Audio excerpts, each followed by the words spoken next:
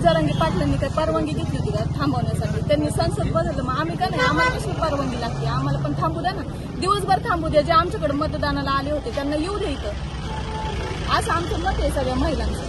आम्हाला न विचारलं तुम्ही 5 मिनिटासाठी उठवून घेतलं सगळ्यांना. परत हेच होणार आहे मला नाही वाटत. आता 1 महिन्यापूर्वीच एक लेडीज मेली होती आमच्या गावात, तिचं दुःख लहान लहान पोर आहे त्यांच्या आईचं तुम्ही ते 1,500 दे, तुमचे 1,500 आमच्या बहिणींच्या मुलांचं पाहिजे तुमचं काम आहे. आम्हाला ते 1,500 अजिबात नकोय. जाग आली तर खरं, कारण आम्ही पहिल्यापासून वाट बघत आम्ही पिंपरी मध्ये राहणार आणि आमची एखादी मैत्री आमचा एखादा भाऊ या रस्त्यावर जाणार आणि काय मागचा दिवस पुढे आहे. हे फक्त तात्पुरतं तुम्ही हे सहकार्य करताय, हे काय आम्हाला मान्य नाही. महिला मंडळांना 15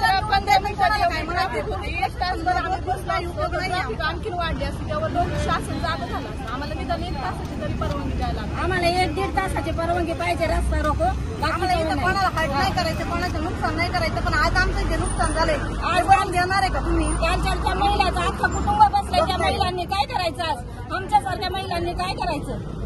द्या म्हणा तिच्या मोबाईल मध्ये आज 1,500 रुपये, तिचं बघा पोट भरते. तुम्ही लाखो रुपये द्या, पण तिचं आज पोट भरते का? तिची माणसं आज तिच्यात आहेत का? वारंवार वेगवेगळ्या घटना घडलेल्या आहेत, परंतु आता ती माझी माऊली एकटी आहे. तिला सर्वांच्या मार्फत मदतीचा त्या ठिकाणी आवाहन केलेलं आहे.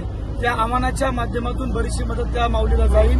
हीच खरी श्रद्धांजली त्या कुटुंबासाठी ठरेल असं मला वाटतं. शांततेत रस्ता रोको शांततेत गेले.